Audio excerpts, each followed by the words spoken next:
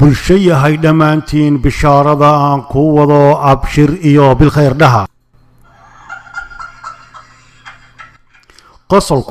qosolku waa qurux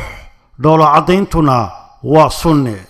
haddii aad u baahnayd sifaynta qorxinta iyo toosinta ilkaha oo aad bariyo badan u ceelneed